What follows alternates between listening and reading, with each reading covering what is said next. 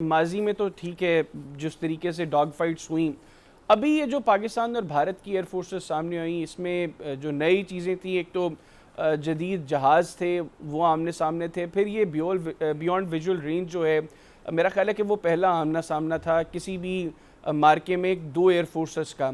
उसमें पाकिस्तान किस तरीके से जी। सुपीरियर रहा, पाकिस्तान ने किस तरह, मतलब हमने राफेल्स गिराए उनके, हमने SU-30 गिराया, MiG-29 गिराया, ये जहाज़ कितने जी। अच्छे हैं। और जिस तरह एयर वाइस मार्शल औरंगजेब साहब ने अपनी प्रेस कॉन्फ्रेंस के अंदर बताया कि जहाज़ तो राफेल अच्छा है, लेकिन ये चीज़ें मैटर करती हैं इसके साथ साथ कि आपकी ट्रेनिंग कैसी है, आपको किस तरह की लीडरशिप जो है वो पीछे से आपकी मामलात को देख रही है। तो वो जो जहाज़ों के गिराने की हमारी कहानी है सर, वो थोड़ी सी समझाइएगा।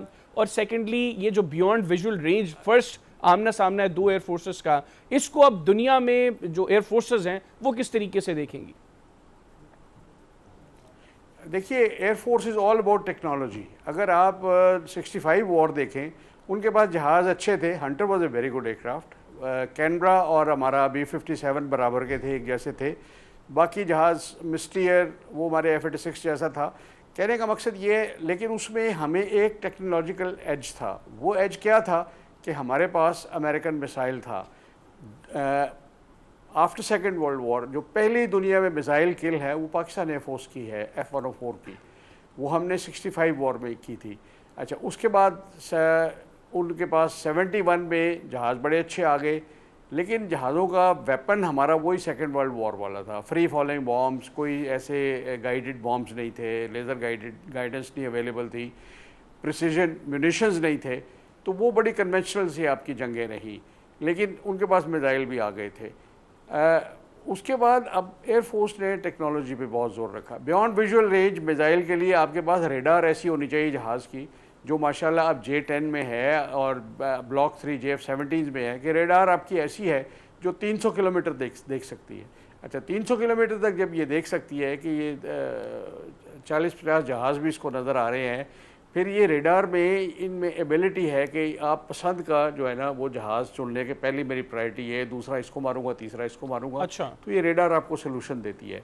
अच्छा, उसके साथ फिर आप मिसाइल कंबाइन कर लें, बिकॉज मतलब पिछली जंग भी जो हमने लड़ी थी, मतलब ये अभिनंदन वाला वाक़या जिसमें हुआ था, वो हमारा BVR से ही हमने मारा था उसको, लेकिन वो BVR 20-22 मील वाला था, ठीक है, F-16 का था। बिल्कुल ठीक। अब जो हमारे पास हैं वो रेडार हमारी 300 किलोमीटर देखती है, तो कम से कम 250 किलोमीटर में मारने वाला हमारे पास मिसाइल है।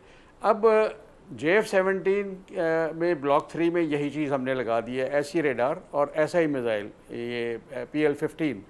अच्छा, उनके पास जो ये जहाज़ हैं, जैसे मिराज 2000, ये भी 80s का जहाज़ है, इसकी रेडार पुरानी है।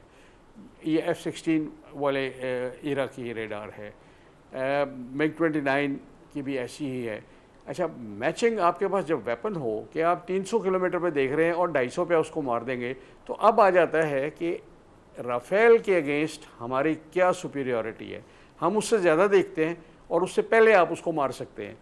इसी एज ने कि जब ये आमने सामने जहाज़ आएंगे, जो पहले देखेगा वही ऑप्शन रखेगा पहले मिसाइल फायर करने की।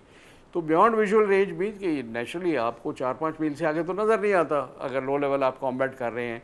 तो पहले हमारे पास मिसाइल वैसे ही थे, अब भी हैं, मतलब वो मिसाइल्स।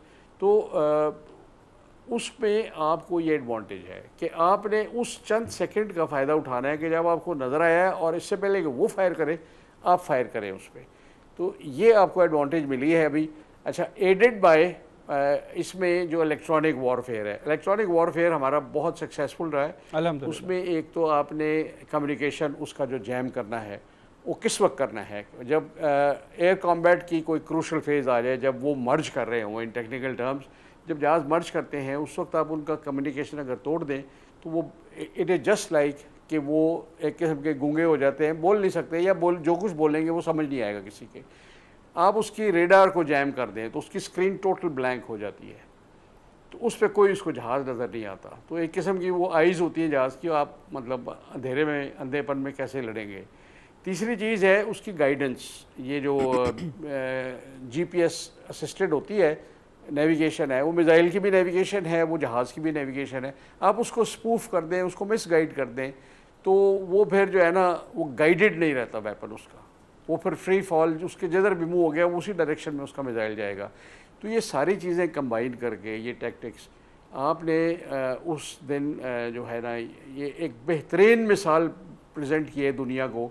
ये जो हमने S-400 की 2 बैटरीज को तबाह किया, मतलब ये क्या चीज़ है, ज़रा समझाने के लिए। S-400 की बैटरीज को तबाह करना फिर ये ग्लोबली कितना मैटर करता है कि पाकिस्तान ने इतने बड़े दिफाई निज़ाम को तबाह किया? इसलिए देखिए ये वो नेटवर्क है जो बेसिकली बना था मिसाइल्स जो स्पेस से आते हैं उनके लिए, उसी में फिर ये ऐड होते गए और अब ये एक वक्त में इसकी कैपेसिटी जो है ना वो 70 से 80 मिसाइल ये एक टाइम एक उसमें फायर कर सकता है डिफरेंट डायरेक्शन में। एंड दे क्लेम कि चाहे ड्रोन हो, चाहे सरफेस मिसाइल हो, चाहे कोई एयर लॉन्च वेपन हो, हवाई जहाज़ कोई हो, ये उन सबको टारगेट करता है। तो ये ऐसा एक कम्प्रीहेंसिव सिस्टम है, अपनी इसकी रेडार है, अपना सारा ये इसका सिस्टम है कम्युनिकेशन का और मिसाइल्स की गाइडेंस का।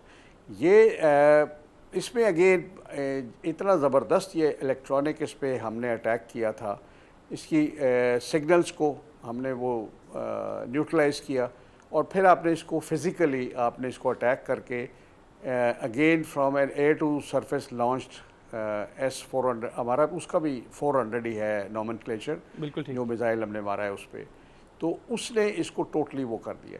इसने दुनिया भर में बहुत ज़्यादा, देखिए इसके जो स्टनिंग या शॉकिंग इफ़ेक्ट हुए ना इस सारे ये हमारे 10-12 दिन के मार्का हक की, इसमें देखें फ्रेंच बेस्ट वेपन सिस्टम पिट गया, Russian best air defence system पिट गया, इजराइलीज बेस्ट ड्रोन सिस्टम पिट गया, बिकॉज वो अब तक ट्राई हुए थे अगेंस्ट पैलेस्टीनियंस।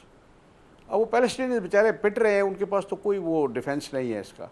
और मैं कहूँगा इससे बड़ा जो स्टनिंग इफेक्ट हुआ है ना वो अमेरिका पे हुआ है, क्योंकि अमेरिका ने ये ट्रायल करवाया था कि आप पाकिस्तान को पीट लो तो हमें अंदाज़ा हो जाएगा आप कितने बड़े पहलवान हो। तो अब वो उल्टे पिट गए हैं। बिल्कुल, वो पहलवानी तो निकाल के रख दी है अल्हम्दुलिल्लाह की थी, आप पाकिस्तान ने पहलवानी तो निकाल के रख दी है और वो मनो मट्टी तले दबा दिया। इंशाल्लाह वो दोबारा पाकिस्तान के सामने उठने का नाम नहीं लेंगे। बहुत शुक्रिया air vice marshal Abid Rauf साहब, आपने प्रोग्राम के लिए वक्त निकाला। नाज़रीन, आपने सुना एयर वाइस मार्शल साहब से कि किस तरह हम लोगों ने नंबर्स के एतबार से अपने सुपीरियर एक एयरफोर्स को इबरतनाक शिकस्त दी और ये अल्हम्दुलिल्लाह ये हमारी जो एयरफोर्स है, हमारी आर्म्ड फोर्सेज हैं, उन्होंने टेक्निकली खुद को जिस तरीके से इक्विप किया, यकीनी तौर पर इसका बड़ा किरदार है। अल्लाह ताला के फजल के बाद बेहतरीन जो मामलात हुए हैं गुज़िश्ता 10-12 रोज़ में वो ये कि हम लोगों ने दुनिया को ये पैगाम दे दिया है कि अल्हम्दुलिल्लाह पाकिस्तान की अफवाज और पाकिस्तान की 25 करोड़ अवाम वो हर वक्त अपने दिफा के लिए भरपूर तरीके से तैयार है।